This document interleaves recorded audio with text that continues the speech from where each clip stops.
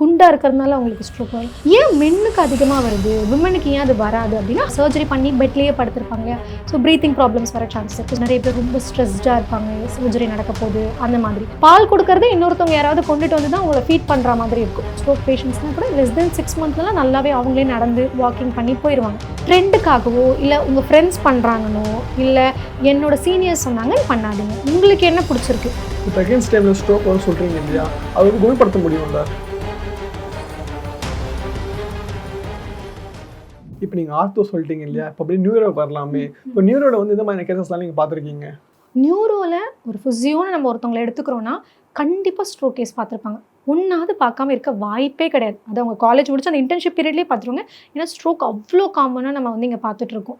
Stroke அப்படின்னா முதல்ல என்ன அப்படின்னு பார்த்தீங்கன்னா, இந்த மூளை சிவியோன்னு சொல்லுவோம், செரிப்ரோ வாஸ்குலர் ஆக்சிடென்ட்னு சொல்லுவோம்.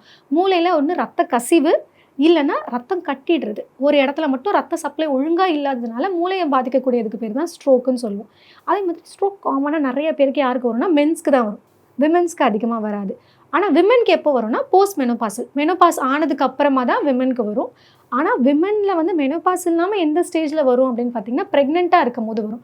மற்றபடி நார்மல் மென்ஸ்ட்ரல் சைக்கிளில் இருக்க ஒரு விமென்க்கு வராது. காமனாக ரேர் சான்சஸ் இருக்குது. அதே மாதிரி மென்னுக்கு ரொம்ப காமனாக வரும். 40+ வந்துட்டாலே யங் ஸ்ட்ரோக்குன்னு சொல்லிடுவோம். 40+ல வரும், இதுக்கு 50க்கு அப்புறமாவும் வரும். ஏன் மென்னுக்கு அதிகமாக வருது, விமனுக்கு ஏன் அது வராது அப்படின்னா ஹார்மோனல் இன்ஃப்ளூயன்சஸ்னால. விமனுக்கு இருக்கக்கூடிய ஹார்மோன்ஸ் வந்து நிறைய ரிசர்ச் படி என்ன சொல்கிறாங்க அப்படின்னு பார்த்தீங்கன்னா, அந்த கொழுப்பு வந்து ரத்த நாளங்கள், அந்த பிளட் வெசலில் கொழுப்பை வந்து தேங்க விடாது விமனோட இருக்கக்கூடிய ஹார்மோன்ஸ். மென்க்கு அது இல்லாததாகவும் மென்னுக்கு அதிகமாக கொலஸ்ட்ரால் டெபாசிட் ஆக சான்சஸ் இருக்குது. செகண்டரி ஹைப்பர் டென்ஷன் தான் ஸ்ட்ரோக்கோட மெயினான ரீசன். மென்ஸ்க்கு ஹைப்பர் டென்ஷனும் அதிகமான சான்சஸ் இருக்கிறதுனால மென்னுக்கு அது அதிகமாக வருது. விமனுக்கு மெனோபாஸ்க்கு அப்புறமா ஹார்மோனல் ஃப்ளக்சுவேஷன் ஆக ஆரம்பிக்கும். ஸோ அப்போ வந்து அவங்களுக்கு நிறைய பேருக்கு கண்டிப்பாக வரும்னு இல்லை, நிறைய பேருக்கு வர சான்சஸ் இருக்குது. இதுவே இந்த ப்ரெக்னன்சியில் வர ஸ்ட்ரோக் தான் ரொம்ப கஷ்டமான ஒரு ஸ்ட்ரோக்காக இருக்கும். நான் பார்த்த ஒரு முதல் கேஸ் வந்து ஸ்டார்டிங் ஃபர்ஸ்ட் கேஸே ஒரு ப்ரெக்னென்ட் ஆனவங்களுக்கு ஒரு ஸ்ட்ரோக் வந்த கேஸ் தான். அதை ஹேண்டில் பண்ணுறதுலாம் ரொம்ப கஷ்டம். ஏன் அப்படின்னா, இது ப்ரெக்னன்சி டைமில் வரும், இல்லைனா போஸ்ட் பார்ட்டமில் வரும். போஸ்ட் பார்ட்டம்னா குழந்தை பிறந்து கொஞ்சம் நாளில் வரும். நான் பார்த்த ஒரு கேஸ் வந்து குழந்தை பிறந்து 4 நாள் நல்லா இருந்தாங்க, நார்மலாக இருந்தாங்க, நல்லா இருந்தாங்க. 4 நாளுக்கு அப்புறமா அந்த தான் ஸ்ட்ரோக் வந்தது. இது எதனால் வரும் ப்ரெக்னன்சியில் அப்படின்னு பார்த்தீங்கன்னா, ப்ரெக்னன்சியில் ப்ரீ எக்லாம்சியான்னு சொல்லுவோம்.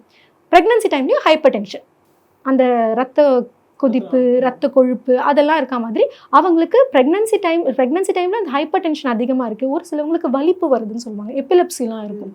ஸோ இந்த மாதிரியான காம்ப்ளிகேஷன்ஸ் இருக்குது. நிறைய பேருக்கு கெஸ்டேஷனல் ஏஜ் இருக்குது, வயசு இப்போது ஒரு 30 இருக்க வரைக்கும் நார்மல், அந்த குழந்தை பிறந்துக்கிறது, அந்த ஹார்மோன்ஸ், போனோட ஃப்ளெக்சிபிலிட்டி எல்லாம் இருக்கும். 30+ போக போக போக போக என்ன ஆகும்னா நிறைய சின்ன சின்ன ரிஸ்க் ஃபேக்டர்ஸ் இருக்குது. காம்ப்ளிகேஷன் கிடையாது. நிறைய பேர் நினச்சிக்கிறாங்க 30க்கு அப்புறம் இப்போ குழந்தை வந்து ரொம்ப கஷ்டமோ, எனக்கு நிறைய ப்ராப்ளம் வருமா. ப்ராப்ளம்லாம் வராது, ஆனால் ரிஸ்க் ஃபேக்டர்ஸ் கொஞ்சம் அதிகமாகிட்டே போகும். அதே மாதிரி ஒரு சிலவங்களுக்கு ப்ரெக்னெண்ட்டாக இருக்கும் போது டயபெட்டிஸ் வரும், அதுக்கு முன்னாடி வரைக்கும் இருக்காது. அது கெஸ்டேஷனல் டயபெட்டிஸ்னு சொல்லுவாங்க. ஸோ இந்த ஃபேக்டர்ஸ்னாலையுமே வந்து ஸ்ட்ரோக் வரலாம். ஸோ 1 2 அப்புறம் ஒபிசிட்டி, ஒரு சிலவங்க குண்டாக இருப்பாங்க, குண்டாக இருக்கிறதுனால அவங்களுக்கு ஸ்ட்ரோக் வரலாம். ஸோ இந்த மாதிரி ஆயிடுச்சு. குழந்தை அந்த செக்ஷன் பண்ணியிருப்பாங்க, செக்ஷன் பண்ணி 4 நாளில் ஸ்ட்ரோக் வந்துடும். அவங்களுக்கு எழுந்து நடக்க வைக்கிறதும் கஷ்டம், உட்கார வைக்கிறதும் கஷ்டம். ஃபஸ்ட்டு அவங்களுக்கு அது புரியவே புரியாது. எதனால் அவங்களுக்குன்னு இல்லை, ஸ்ட்ரோக் வந்து யாருக்குமே ஃபர்ஸ்ட் ஆஃப் ஆல் புரியாது. பிகாஸ் அவங்க பிரெயின் வந்து நார்மலான ஃபங்க்ஷனில் இருக்காது. ஸோ அவங்களுக்கு அந்த தெளிவு அவ்வளோ ஈஸியாக சீக்கிரம் வந்துடாது. ஆனால் சுற்றி இருக்க ஃபேமிலியாக இருக்கட்டும், ஹஸ்பண்டாக இருக்கும், அவங்களுக்கே புரியாது. ஏன்னா யாருமே ஒரு ப்ரெக்னன்சியில் இருக்கவங்களுக்கு ஒரு திடீர்னு கை கால் வராமல் போகும்ன்றது யாருக்குமே தெரியாது. ஸோ அவங்க அதை முதல்ல புரிஞ்சுக்கிட்டு இந்த மாதிரி ஒன்று நடக்கும். அப்போ ஏன்னா ப்ரெக்னன்சி டைமில் வந்து பிளட் ஈஸியாக கிளாட் ஆகும், ஏன்னா பிளட் லாஸ் நிறையா இருக்குன்றதுனால பாடியோட கோப்பிங் மெக்கானிசமாக அது பண்ணிகிட்ருக்கும். இந்த மாதிரி நிறைய ஃபேக்டர்ஸ்னால ப்ரெக்னன்சி டைமில் வர ஸ்ட்ரோக்கை அவங்களுக்கு அது ஃபர்ஸ்ட் ஆஃப் ஆல் புரிஞ்சு இந்த மாதிரி இது ஸ்ட்ரோக் தான் ப்ரெக்னன்சியில் வரும்னு அவங்க அதில் ஒரு நார்மல் ஸ்டேட்க்கு வந்து அதுக்கப்புறமா அவங்க ஒரு ஃபிசியோவை கன்சல்ட் பண்ணுறதுக்குள்ளேயே ஒரு 1 இயர் கிட்ட ஆகிடும். நான் பார்த்த கேஸ்னால் அவங்க ப்ரெக்னன்சி ஆகி 4 நாளில் ஸ்ட்ரோக் வந்து 1.5 வருஷம் கழிச்சு தான் ஃபிசியோக்கே வந்தாங்க. அப்போ அவங்க ரொம்ப பெட்டில் தான் இருப்பாங்க. பால் கொடுக்கறதே இன்னொருத்தவங்க யாராவது கொண்டுட்டு வந்து தான் அவங்கள ஃபீட் பண்ணுற மாதிரி இருக்கும். அவங்களால பாலையும் ஃபீட் பண்ணிக்க முடியாது. ஸோ அவங்கள பார்த்துக்கணும், குழந்தைய பார்த்துக்கிறதுக்குன்னே ஹஸ்பண்ட் ரொம்ப இன்வால்வ் ஆகினதுனால அவரால் இவங்களை கூட்டிகிட்டு வந்து ட்ரீட்மெண்ட்டு பார்க்க முடியல. ஏன்னா இவருக்கும் ஃபஸ்ட்டு என்ன நடக்குதுன்னே புரியல. ஸோ இந்த மாதிரியான ப்ரெக்னன்சியில் வரக்கூடிய ஸ்ட்ரோக் வந்து கொஞ்சம் கஷ்டம். ஏன்னா அவங்க அதை அண்டர்ஸ்டாண்ட் பண்ணி அனலைஸ் பண்ணி, அதனால தான் இந்த ப்ரெக்னன்சி டைமில் கொஞ்சம் சந்தோஷமாக இருங்க, டென்ஷன் ஆகாதீங்க, எதுவும் ஸ்ட்ரெஸ் எதுவும் எடுத்துக்காதீங்க, அந்த மாதிரியெல்லாம் சொல்கிறது காரணம் அதனால தான். ஏன்னா ஹைப்பர் டென்ஷன் வந்துட்டால் ரிஸ்க் ஃபேக்டர்ஸ் அதிகம். நிறைய பேர் என்ன பண்ணுவாங்கன்னா கான்ட்ராசெப்டிவ் பில்ஸ்ன்னு இருக்குது. கான்ட்ராசெப்டிவ் பில்ஸ்னால் என்னென்னா பர்த் அதை கொஞ்சம் தடுக்கிறதுக்காக, கொஞ்சம் டிலே பண்ணுறதுக்காக அது நிறைய யூஸ் பண்ணியிருந்தாங்கனாலும் ஹார்மோன் ஃப்ளக்சுவேட் ஆகும். அதுவுமே ஒரு காசிட்டிவ் ஃபேக்டராக ஸ்ட்ரோக் வர சான்சஸ் இருக்குது. இது எல்லாமே ஒரு one of the causative factor. வரலாம், வராமையும் போகலாம். பட் இதெல்லாம் இருந்தால் வரதுக்கு கொஞ்சம் வாய்ப்புகள் அதிகம். இப்போ ப்ரெக்னன்சி டைமில் ஸ்ட்ரோக் வரும்னு சொல்கிறீங்க இல்லையா, அது வந்து குணப்படுத்த முடியும்ல?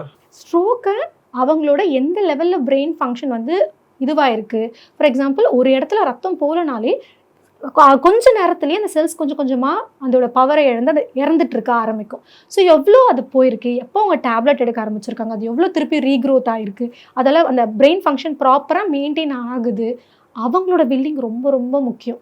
இப்போ ஒருத்தவங்க ஸ்ட்ரோக்கில் இருக்காங்க, அவங்கள போய் நான் ட்ரீட் பண்ணுறேன், ஆனால் அவங்களுக்கு அதில் இன்ட்ரெஸ்டே இல்லை, அவங்களுக்கு வந்து அதை பண்ணிக்கணும்னு இல்லை, ஃபேமிலி ஃபோர்ஸ் பண்ணுறாங்க அப்படின்ற மாதிரி. ஏன்னா நிறைய பேருக்கு வந்து அந்த தெளிவு இருக்காது, நம்ம இப்போ குணமாகணுன்ற தெளிவே அவங்களுக்கு போயிடும். அந்த மாதிரி இருக்க கேசஸ்லாம் கொஞ்சம் ரொம்ப கஷ்டம். அவங்க ஏன்னா அவங்களுக்கே அதில் இன்ட்ரெஸ்ட் இல்லை. ஸோ நம்ம வந்து ஒரு நாளைக்கு ஒரு ஒரு ஹோம் விசிட்னு நாங்கள் சொல்லுவோம். ஹோம் விசிட்னா வீட்டில், ஏன்னா ஸ்ட்ரோக் பேஷண்ட்ஸ் வீட்டில் தான் இருப்பாங்க, நாங்கள் தான் போய் பார்க்கணும். ஸோ ஹோம் விசிட்டில் போய் பார்த்தோம் அப்படின்னா ஒரு 1 hour தான் நாங்கள் ட்ரீட்மெண்ட் கொடுப்போம். மற்ற 23 மணி நேரமும் அவங்க பண்ணாமல் தான் இருப்பாங்க. ஒரு மசில்லையும் ஒரு பாடியும் 23 மணி நேரம் சரியாக அசைக்காமையோ இல்லை ராங்கான பொசிஷன்லையோ படுக்க வச்சுட்டு 1 மணி நேரம் வந்து நாங்கள் பண்ணிட்டு போகிறதுனால பெருசாக நிறைய சேஞ்சஸ் தெரியாது. ஸோ அப்போ நாங்கள் வீட்டில் இருக்கவங்களையும் பண்ண சொல்லி கொடுப்போம், அவங்களும் அதை பண்ணணும். இந்த மாதிரியான ஃபேக்டர்ஸ்லாம் ப்ராப்பராக இருக்குது, ஃபிசியோவும் அவங்க ப்ராப்பராக எடுத்துக்கிறாங்கன்னா நல்லாவே ப்ரோக்ரெஷன் ரேட் இருக்கும். இதெல்லாம் இல்லை, இந்த ஃபேக்டர்ஸ்லாம் கம்மியாக இருக்குது அப்படின்னா ப்ரோக்ரெஷன் ரேட் கம்மியாகவும் இருக்கும். நிறையா ஃபிசியோஸ் ட்ரீட் பண்ணி, நான் ட்ரீட் பண்ண ஸ்ட்ரோக் பேஷண்ட்ஸ்லாம் கூட less than 6 monthsலாம் நல்லாவே அவங்களே நடந்து வாக்கிங் பண்ணி போயிடுவாங்க. ஆனால் அந்த ஃபேக்டர்ஸ் எல்லாம் கரெக்டாக சேர்ந்து அவங்களால பண்ண முடியும். ஒத்துழைச்சா எல்லாமே ஈஸியாக இருக்கும் சொல்கிறீங்க. அவங்க ஃபேமிலி எல்லாரும் ஒத்துழைச்சாங்கன்னா ஈஸியாக பண்ணலாம். இப்போ அதே மாதிரி ஒரு சில பேருக்கு வந்து போன் இல்லாமல் இருந்திருக்காங்களா? ஸோ போன் அப்படின்னு எடுத்துக்கிட்டோம் அப்படின்னா அது வந்து கன்ஜெனிட்டலாக ஒரு சிலவங்களுக்கு இல்லாமல் இருக்கும். அந்த போனே பிறக்கும் போதே இல்லாமல் இருக்கும். பட் ரொம்ப ரேரான எக்ஸ்ட்ரீம் தான் அது. எல்லாருக்கும்லாம் இந்த போன் இல்லாமல் இருக்காது. பட் அதனால அவங்களுக்கு கொஞ்சம் டிசபிலிட்டி இருக்கும். அந்த இப்போ முட்டியில் வந்து நமக்கு பட்டலான்னு ஒரு போன் இருக்குது. அந்த போன் எதுக்காக அப்படின்னு பார்த்தீங்கன்னா அதை நாங்கள் ஒரு செசமாய்ட் போனுன்னு சொல்லுவோம். செசமாய்ட் போன் என்னென்னா ஒரு மசில் அட்டாச் ஆகிறதுக்காக, அந்த மசிலுக்காக மட்டுமே அந்த போன் இருக்கும். ஸோ இந்த பட்டலான்றது வந்து குவாட்ரிசெப்ஸ்க்காக இருக்கக்கூடியது. குவாட்ரிசெப்ஸ்னால் அந்த முட்டியை நீட்டுறதுக்கு. ஸோ பிறக்கும் போதே ஒரு சிலவங்களுக்கு அது வந்து இல்லாமல் இருக்கும். அதை வந்து கன்ஜெனிட்டல் பட்டலார் அப்ளேசியான்னு சொல்லுவோம். ஸோ இந்த ஏப்ளேசியா என்ன ஆகும் அப்படின்னு பார்த்தீங்கன்னா அவங்களுக்கு பிறக்கும் போதுலேருந்து இல்லை, இது கன்ஜெனிட்டலாக வர்றது. இதை நம்ம போய் ஒன்றும் சர்ஜரி பண்ணி பண்ணுவாங்க. பட் ஆனால் வந்து இதனால அவங்களுக்கு வந்து பாடி கோப்பப் ஆயிரும். ஒரு நம்மள மாதிரி இருக்க மாட்டாங்க, கொஞ்சம் ஒரு டிஃப்ரென்ஸ் இருக்கும். பட் ஆனால் வந்து அவங்க பாடி வந்து அதை கோப்பப் பண்ணிக்கிட்டும் இருந்துடும். இப்போ ஃபிசியோனாலே வெறும் ஜஸ்ட் பெயினுக்கு மட்டும் தான் ட்ரீட் பண்ணுவீங்களா? இல்லை, அது வந்து நம்ம எந்த இடத்துல ஒர்க் பண்ணுறோன்றதை பொறுத்து இருக்குது. இப்போ பெயினுக்காக வராங்கன்னா பெயினுக்காக ட்ரீட் பண்ணுவோம். பட் பெயின் இல்லாமல் இப்போ நான் ஹாஸ்பிட்டலில் தானே ஒர்க் பண்ணுறேன். எங்கள் ஹாஸ்பிட்டலில் சர்ஜரிஸ் பண்ணுவாங்க. இப்போ சர்ஜரி பர்ஃபார்ம் பண்ணுறாங்க, அதுக்கு முன்னாடி போய் இந்த சர்ஜரி ஆனதுக்கப்புறம் உங்களுக்கு நடக்க கஷ்டமாக இருக்கும், அப்போ நீங்கள் எப்படிலாம் வாக் பண்ணணும் அப்படின்றத நாங்கள் முன்னாடியே ட்ரெயின் பண்ணுவோம். சர்ஜரிக்கு முன்னாடியே போய் அவங்க ப்ரீத்திங் இனிமேல் கொஞ்சம் பார்த்துக்கோங்க. ஏன்னா உங்களுக்கு கொஞ்சம் அவங்க சர்ஜரி பண்ணி பெட்லேயே படுத்திருப்பாங்க இல்லையா, ஸோ ப்ரீத்திங் ப்ராப்ளம்ஸ் வர சான்சஸ் இருக்குது. ஸோ ப்ரீத்திங் எக்ஸசைஸ் கொடுப்போம் ரிலாக்ஸ் பண்ணுறதுக்காக. ஏன்னா நிறைய பேர் ரொம்ப ஸ்ட்ரெஸ்டாக இருப்பாங்க சர்ஜரி நடக்க போது அந்த மாதிரி. ஸோ அதுக்கான எக்ஸசைஸ் கொடுப்போம். இல்லை காலுக்காக ஒரு சர்ஜரி பண்ணுறாங்க, இதுக்கப்புறம் அவங்க வந்து ஒரு ஸ்டிக் வச்சு தான் நடக்கணும், கேன்ஸ் வச்சு தான் நடக்கணும், வாக்கர்ஸ் வச்சு தான் நடக்கணும்னா சர்ஜரிக்கு அப்புறம் எடுத்து கொடுத்தோம் அப்படின்னா கொஞ்சம் கஷ்டப்படுவாங்க. ஸோ சர்ஜரிக்கு முன்னாடி இதை எப்படி யூஸ் பண்ணணுன்றதை சொல்லி கொடுத்து ட்ரைனிங் பண்ணிடுவோம். ஸோ அதுக்கப்புறம் சர்ஜரி ஆனதுக்கப்புறம் டே 1லேருந்தே, இப்போ சர்ஜரி ஆனால் அந்த அடுத்த நாளே போய் என்னென்ன அவங்களால பண்ண வைக்க முடியும். ஸோ திரும்பி உட்கார வைக்கிறதுலேருந்து, இல்லை அவங்க வந்து வாஷ்ரூம் போக மாட்டாங்க, பெட் பேன்லேயே இருப்பாங்க, ஃபேமிலியும் அப்படியே இருப்பாங்க, நாங்கள் தான் இல்லை நீங்கள் எழுந்து வாங்க பண்ண முடியும். ஸோ எப்படி பண்ணால் ஸ்டிச்சஸை சேஃபாக வச்சுக்கிட்டு அவங்களுக்கும் எந்த ப்ராப்ளம்ஸும் இல்லாமல் அவங்களால எப்படி ஃபஸ்ட்டு பெட்லேருந்து எழுந்து நிற்கிறது, நின்னதுக்கப்புறம் எப்படி நடக்கிறது, இந்த ட்ரைனிங் எல்லாமே சர்ஜரிக்கும் பண்ணுவோம். ஸ்போர்ட்ஸ் ஃபிசியோஸ்னு இருக்காங்க, மாஸ்டர்ஸ் பண்ணுறவங்க, அவங்க எல்லோரும் அத்லீட்ஸ். இப்போது இந்த வேர்ல்ட் கப்பில் இந்த மாதிரியான ப்ரொஃபஷ்னல் ட்ரெயின்ட் அத்லீட்ஸ் அவங்க எல்லாருக்குமே வந்து விளையாடிட்டே இருப்பாங்க, திடீர்னு ஒரு இன்ஜுரி வந்துடும். அந்த இன்ஜுரி டைமில் ஒர்க் பண்ணுறதுக்காக ஸ்போர்ட்ஸ் அத்லீட்ஸ் இருக்காங்க. அதேமாதிரி விமென்ஸ் ஹெல்த்ன்னு இருக்காங்க. விமென்ஸ் ஹெல்த் அப்படின்னா என்னென்னா வந்து இப்போ இந்த ப்ரெக்னன்சி டைமில் என்ன மாதிரியான எக்ஸசைசஸ் பண்ணால் பெனிஃபிட்ஸ், ஸோ ப்ரெக்னன்சிக்கு அப்புறமா என்னெல்லாம் எக்ஸசைசஸ் பண்ணால் அவங்க பாடியை அவங்க மெயின்டைன் பண்ணிக்கலாம், அதுக்காக இருக்காங்க.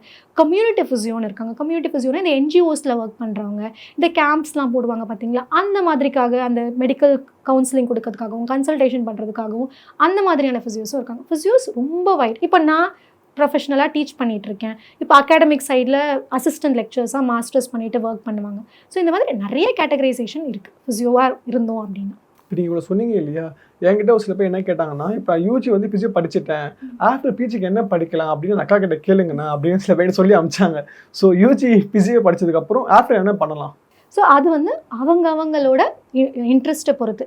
இப்போ நான் ஒன்று சொல்கிறேன் அப்படின்றதுக்காக அதை போய் அவங்க படிக்கணும்னா எனக்கு தெரிஞ்சு இது ப்ராப்பரான வேவாக நான் நினைக்க மாட்டேன். இல்லை ஆக்சுவலாக வந்து அவங்க அப்படி கேட்கல, இது எல்லாமே ஸ்கோப் இருக்கும் இல்லையா, இப்போ இது படித்தா ஸ்கோப் இருக்குன்னு நினைக்கிறாங்களே, அப்படிதான் அவங்க கேட்குறாங்க.